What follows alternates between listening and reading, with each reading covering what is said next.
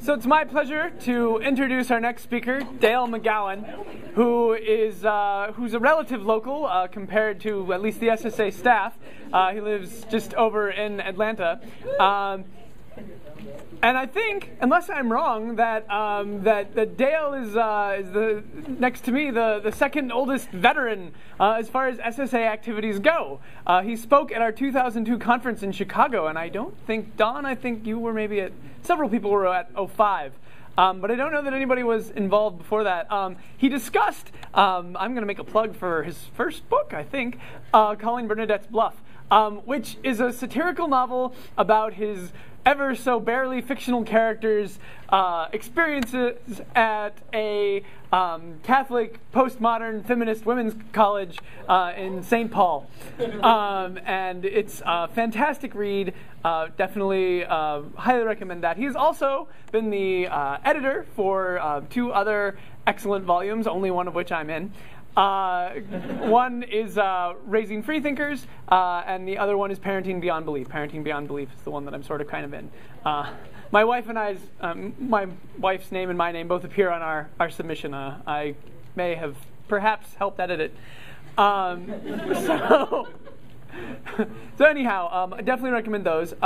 And Dale is now the executive director of the Foundation Beyond Belief, which sort of combines Dale's two big passions, which are figuring out how to do parenting in a secular context, which, not to eat into Dale's time too much, but I was reading What Americans Really Believe by Rodney Stark, and he's not especially friendly towards atheistic worldviews, and some of the things in this book I'm not entirely sure are fair, but he points out that the actual percentage of people who call themselves atheists in the United States, or even the actual percentage of people who reject theism, has not really changed a whole lot ever since people have been keeping statistics.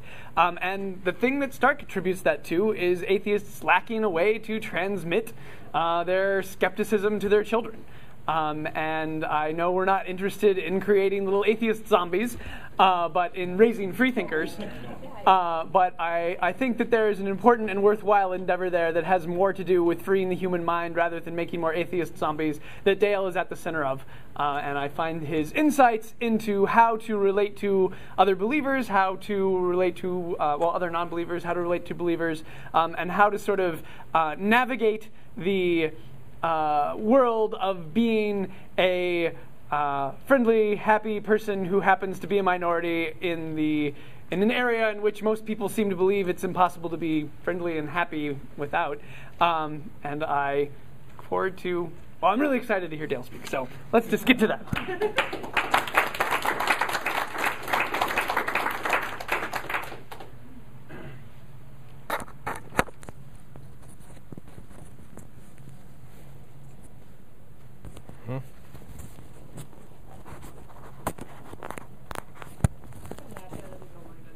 Okay. Okay, any questions? Okay, hi everybody. Thank you. That was very nice. It just fell right off. Oh, it fell off the clip. That's nice.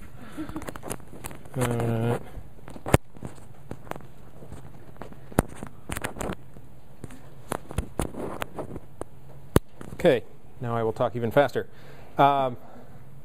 Okay, I'm going to dive right in. Introductions are the things that get cut when you've got 20 minutes.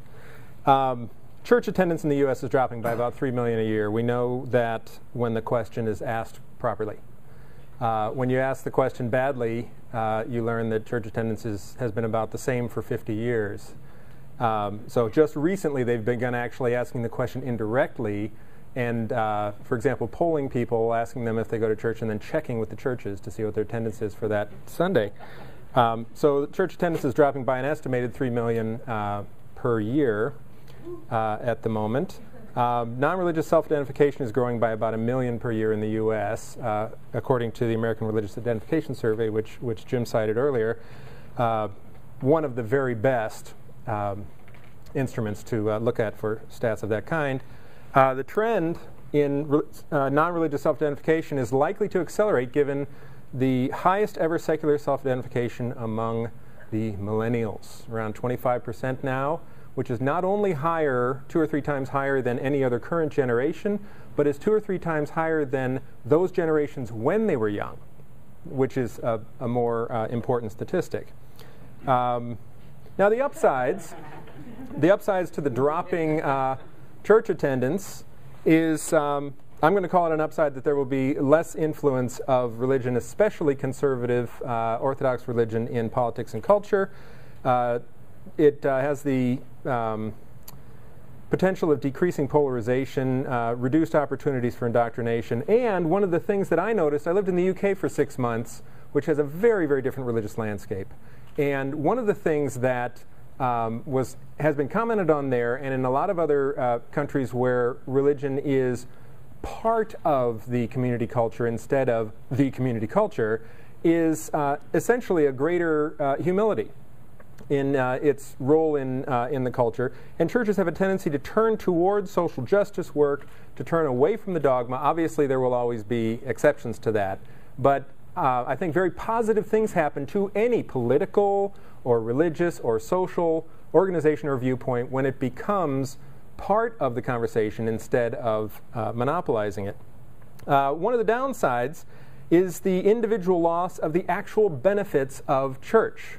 There are many actual benefits that people derive from being part of a church community.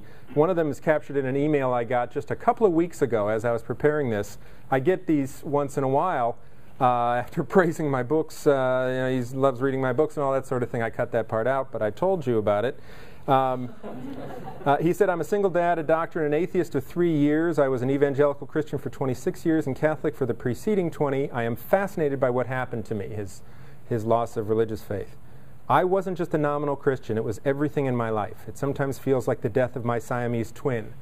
I am glad to have woken up, but it comes with a cost. I miss church, a time to sing and talk and wonder and discuss life ethics and doing good. I wish I could start a church minus God. This is a gem of wisdom. I think it's really something that we ought to notice about people who are churchgoers now, people who have recently left, what it is they say that they get out of it, what it is that they say they miss when they leave. Most people do not go to church for God. This is something that I really think we ought to learn as a community, because one of the things that we do in trying to talk people out of going to church is we give them the 300 reasons not to believe in God, which is a little bit like you're talking to a Chicago Cubs fan and trying to talk him out of fandom by showing him the stats, right? Obviously, if it had anything to do with the stats, he wouldn't be a fan. It's obviously about something else. So most people do not actually go to church for God. And there was actually a survey that finally got at this in a meaningful way. A Gallup survey in 2007, 23% said they go for growth and guidance. 20% say because it keeps me grounded and inspired. Now, again, people were asked the main reason. What's the main reason you go to church? And as the answers come in, to worship God, because I believe in God, for community, family tradition, and then a few percent of various other things, notice that 27% of these even mention God or worship. People are primarily there for something else. They are there for the support of community. They are there for personal growth and inspiration. But it is not for the primary reason that we think it's there. So another downside of the diminishing church attendance is that some things that churches do really well do not yet have strong secular equivalents. There are some things that we have to work on that they have actually done extremely well in. So let me give you a list on the other side first. Here's something that secular communities, secular individuals tend to do pretty well. Science is an example. This is, I had a friend who's she's a Catholic scientist. She's actually the world's foremost expert on hermaphroditic snails. And okay. Yeah. And she said her experience of science and her inspiration in science is religious, but her practice of science is necessarily secular. This is something, and you may have even heard, there's a fairly well-known quote to that effect. the practice of science is something that improves as you get away from theology, I would say. Education was once something that was dominated by religion. Having taught in both religious and secular contexts, I think there are a number of advantages to moving away from religious influence. Medicine, public policy, ethics. Again, this is something that I talk about in my seminars. The further you get from authoritarian, orthodox, dogmatic religion, the better your ethical reasoning and your ethical decision-making becomes, the more powerful it becomes. And I would even argue wonder. My sense of wonder is something that I feel is greatly enhanced by the fact that it is naturalistic. If you have not yet seen the video that's currently online called Science Saved My Soul, how many people have seen that? Oh, you're going to thank me tonight. You're going to go watch this. It's an extraordinary thing that captures this in the best way I have seen since Carl Sagan captures scientific wonder. So you're welcome. Okay, what the religious do well. Again, you'll notice the way I'm phrasing this. In no way am I saying that those things that tend to improve in secular expressions are things that the religious cannot do. In the same way, when I say that this is something that religious communities and individuals have tended to do well, it's not something that secular people cannot do by any means. But there is a clear advantage I have seen in building supportive community. Religious organizations do this really well. I heard you talking about this in the peer session, in the peer ideas session you just had. Building a community that is mutually supportive, that takes care of its members, that is built around an emotional connection between human beings is something that religious communities tend to do really, really well. Not all equally well, but I would say just about the worst religious community I've seen does it better than some of the best freethought communities I have seen, secular communities I've seen. It's something that a lot of good work is being done in, but we have a long way to go, a lot to learn. Connecting works to worldview. Getting people to see good works in the world as an expression of what they believe. This is something that religious people do really well. And I think we need to improve doing this, saying I'm a humanist and therefore I do good. You know, this is something that's an expression, not something that I do despite being a humanist. And then another one is inspiring individual giving. That's the one I'm going to go into some detail on here. But first, this gets us to the metaphor for the talk.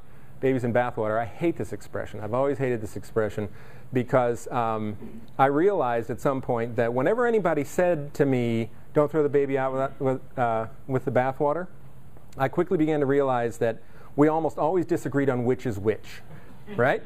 They're always sort of, and it's sort of a way of, in a very vague sort of way, cautioning me without pointing out the difference. And it finally snapped in my head when a friend of mine who's a Catholic theologian, and we had been going back and forth on at this Catholic feminist postmodern women's college in Minnesota where I taught. After we had gone back and forth on Catholic theology quite a bit, he said, well, I'm just concerned that you might be at risk of throwing the baby out with the bathwater.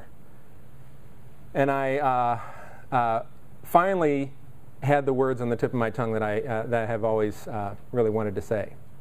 I said, the baby is the problem. Okay? It's the bathwater I want. So I'm willing to recognize that the church, the body of the church, the experience of the church, the dogma and the doctrine and all these things that you're holding dear, that's the baby. Right. That's what I want to throw out. But there's all this other stuff around the baby. There's this stuff the baby's been marinating in for 2,000 years. Right? And some of it is actually really good and useful. So there's my metaphor. Now, here's an example of it. Churches have built an effective culture of giving. On average, churchgoers give away substantially more of their discretionary income than non-churchgoers, 2 to 3 times. Now, first of all, notice that we're talking about churchgoers. This is not about belief. One of the nice things about the polls, and there have been many polls that have confirmed this, one of the nice things about these surveys, I should say, is that from a number of perspectives, They don't usually talk about belief. They talk about practice, which is, are you a churchgoer or a non-churchgoer? That, I think, actually gets at the reason for these things. Barna Group is in there, by the way. That's an evangelical pollster I trust. Barna Group gets a lot of flack from the secular community, but you ought to go take a little while on their website and see what it is they do. They spend a lot of time irritating churches, because the Barna Group was specifically set up to try to get at the truth about what's going on in churches so that churches can improve. He is an evangelical pollster, but he uses scientific methodology, and he very often irritates people, which is a good thing. Okay. So the responses to this fact, determined by the surveys. You've got Arthur Brooks and D'Souza and so on who say, well, it's a gap in virtue. This shows that churchgoers are better people than non-churchgoers, right? The non-religious response tends to be, oh, that giving doesn't count because it goes to the churches mostly. Well, that's completely irrelevant. If we're talking about the generosity of the individual, it doesn't matter where the money is going. It does matter, but that's a separate question. I'm talking about the likelihood of an individual to give a high percentage of discretionary income. Some go after the methodology of the survey. Some say the religious respondents are lying about how much they give, which I think is almost certainly true. I also think most of the secular people are probably lying about how much they give. We lie about how much we give, right? Now, what this, if this was going to be statistically significant, we'd have to say that the religious people are lying at 2 to 3 times the rate of the secular, which I don't think is justified. And another one, my least favorite, is I pay my taxes, right? I don't have to give to charity or so on. I pay my taxes, so this stat doesn't count. Well, the problem is the religious people are paying their taxes as well. So I think a much better response, well, first of all, I have to say, I would be shocked if it weren't true that churchgoers give more than non-churchgoers. And I'm going to explain why. I would be absolutely shocked. Let's suppose we're going to set up a scientific experiment to see what on earth it is that could compel a person to give more money to charitable causes. We've got Group A. Group A is going to go sit in a room once a week for an inspirational talk. All right? There's going to be an appeal to their worldview, a call for them to rise to the highest calling of what it is that they believe and to take care of others in the name of that calling. And then as music plays, a shiny plate is going to be passed filled with the generous donations of their friends and peers and neighbors who are all sitting around them at the time. Okay? That's Group A. Now, Group B is consists of people who give to causes they care about and learn about if they happen to care about them and learn about them. If they cross their radar, if it is something that they know about, they give, and they give generously, right? Which one of these groups is going to give more, and why? Clearly, this is not an issue of a gap in virtue. That, I think, is a slightly, it's a more than slightly hilarious thing to say when you have this separation. Clearly, there's something systematic going on. The church provides systematic means of giving, right? But equally important, they connect that giving to the highest aspirations of worldview. So I give you an opportunity 52 times a year to give. In addition to other giving that you give, there's this additional systematic opportunity, and I inspire you. I show you people who have gone before you, who've been great exemplars of your worldview. I show you the stories of the people who are in need, and so on. Could we do the same for secular humanists? That's the question that I addressed, and that's why we created Foundation Beyond Belief. So we incorporated last year, May of '09, and the model is this. It's an automatic monthly donation in the amount of choice. So there's the systematic portion, right? It's going to be an automatic donation. What we do is feature 10 charities per quarter that have several characteristics. They are efficient and effective, and they have budgets under $10 million, and so on. They can actually be from other worldviews as long as they don't proselytize. It is a 100% pass-through system, so that all the money that we collect from members goes to the featured charities. And to date, 625 atheist and humanist members have donated $70,000 to about 36 charities, I believe it is for now. So, thank you. Now, here's the interesting, here's what we have tried to do in making this work. We try to appeal to humanistic ideals. Okay? This is not just a matter of giving the opportunity. That's only half of the equation. We also want to encourage empathy We want to talk about mutual responsibility. We want to talk about social justice. So there is an emotional appeal here in addition to the reasoned appeal. This is a report on a children's home in Nepal that was right on the brink of collapse. And we worked with a charity that's at work in Kathmandu to one donor moved them into a new home, and we're providing the food and clothing and school tuition fees for them for probably a year and a half at this point from a single quarter of donations. We place the emphasis on becoming better humanists. This is not primarily a demonstration project. This is not us going out and saying, atheists are good too, right? That's fine, but that is a whole lot less important than saying, how can I become the best example of my worldview that I can be? We don't talk about that often enough. We're so busy fending off attacks on ourselves that I think we need to get to a point where we've matured to the point of saying, I want to be the best humanist I can be. Am I really living up to the ideals of my worldview, to the highest aspirations that I can in that worldview? We give specific reports on how our contributions are making a difference in the field. So we've been really trying to connect. I don't just want us to be a money drop.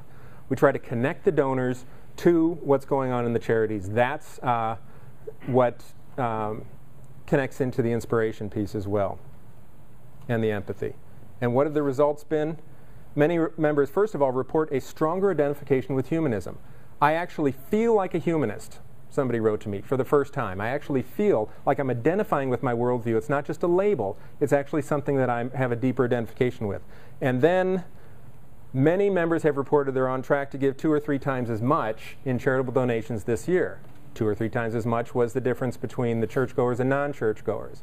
So it could very well be where at the end of our first year we don't have any additional data, but it could very well be that we have found out what it is that can inspire, that does inspire individual generosity and philanthropy. And this could be something very powerful for philanthropy. As people are leaving the churches, we can channel worldview, we can channel that inspiration and make sure that we are picking up our part of the social bargain in inspiring people to support philanthropic causes. Okay, and the very last thing, before we take questions, 1 minute to go, I stupidly did not turn in a handout, and I should have.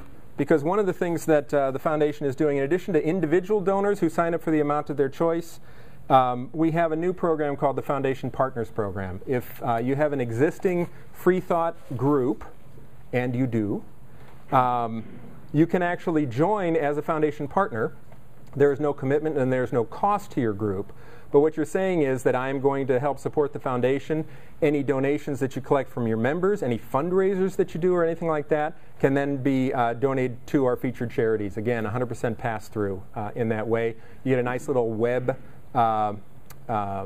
badge to put on that says you're a proud partner of Foundation Beyond Belief, to put on your website and so on. And we list you on our website, and we can have a running total of amounts that you've donated and so on. So if you are interested in that, I have flyers that give information about the Partners Program, or you can go to foundationbeyondbelief.org and click on Partners and get that information. Okay, there it is, 0. Thank you very much. And I'll have these. Yeah, questions? Questions? Yeah. Oh, you want one of these? Oh. Okay. Just want me to have enough. Anything else about any of that? Yeah. Can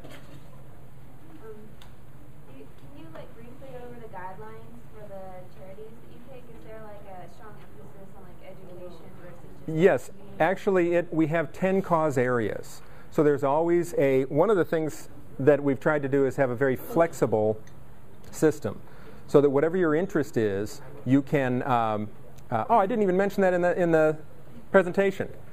Members can distribute their donation among the 10 charities however they like. There's a system where you fill out percentages. So if you are interested in environmental charities, we always feature an environmental charity. You could put 100% in there. Some people put 25% in each of 4, 10% across the board, whatever you want. We've got, here I go. We've got poverty, peace, human rights, health, education, environment, animals, child welfare, and a category called the Big Bang, which always focuses on a small charity, a budget under $1 million. So yeah, that's counts as small. Yeah. So, and again, a lot more information is on the website as well. Yeah. Have you heard of a charity called Donors Choose? Yes. Because they do sort of the same thing where you choose which educational projects get the money. Yeah, there are actually several other similar models like this. And once in a while people have said, okay, why don't people just go to that model? This is a similar model that is set up specifically to be an expression of worldview. That's the purpose for this one. Randall. In your opinion, kind of in order to replace everything, kind of the bathwater, as you said, replace everything that a church offers, I think this is an important aspect to it. But what does the future of a humanist organization need to look like in order to fulfill all the things that people look for in a church currently? The big question mark is community. This is an important piece that we're working on here, but the thing that people, and I talk as someone who went to church for 25 years, I attended in 9 different denominations. I've spent my entire life studying and thinking about this question and talking to hundreds of people from different perspectives. The primary benefit that people get from church is being a part of that community. My stepfather died last month, and my mom got condolences from lots of people. It was very nice, and people sent flowers and all this sort of thing. It's just terrific. But the one thing that made her burst into tears, my secular humanist mother, by the way, was when the church group from next door, which wasn't even his church, but they knew he had died, and they came over and said, we're going to clean up your yard and prepare it for winter, because they own like 3/4 of an acre. It's very difficult. And they didn't ask, is there anything we can do for you? They said, we're going to come over and do this for you and prepare that. What would be a good time for us to come over? The youth group did. They didn't do this to evangelize her. They didn't do it, for any ulterior motive. They did it because it feels good, and it was sort of a way of bringing her into this human community for a while, and it was absolutely wonderful. I simply couldn't believe what it did for my mom. Those are the sorts of things that we need to be doing for others and also for our own members, creating that community of support. I have seen some humanist groups really start to get this and do it really well and create that feeling of community. You can feel it, right? You can feel it when it's there, and you can really feel it when it's not. And I was part of one group. I had been gone for a couple of weeks, and I came back, and I found out that one of the senior members, one of the founding members, this wonderful guy, had been in the hospital for a surgery. He'd been in the hospital for 8 days, and nobody visited him.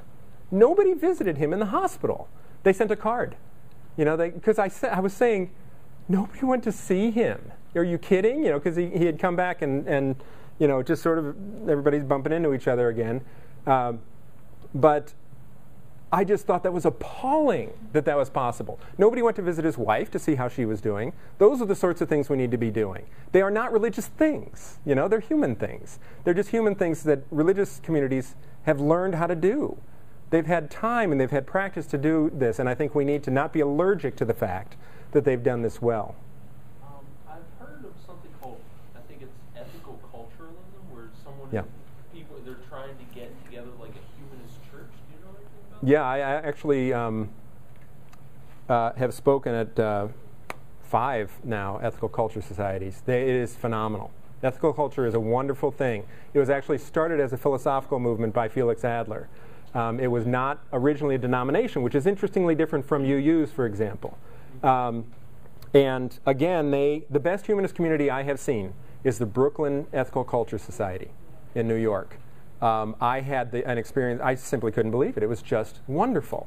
I just was all aglow when I left this place. Now, how many humanist meetings do we go to where sometimes you're happy, sometimes you're intellectually stimulated and all this, aglow, I felt really good in the momentary embrace of this community. And I actually wrote a blog about this. If you want to, check out my blog, I wrote about that right after I went, and I'm still all effervescent in the blog about the experience. So there are specific things I think that people can do, and talk about membership. Talk about what you can do for your membership. This is a big one. Tell us our URL for your blog. I'm sorry, what? Tell everybody the URL for your blog. Oh yeah, it's parentingbeyondbelief.com blog. Okay. So the meaning of life is the name of it. Cool. Thank you very much, Dale. Okay, thank you. Thanks.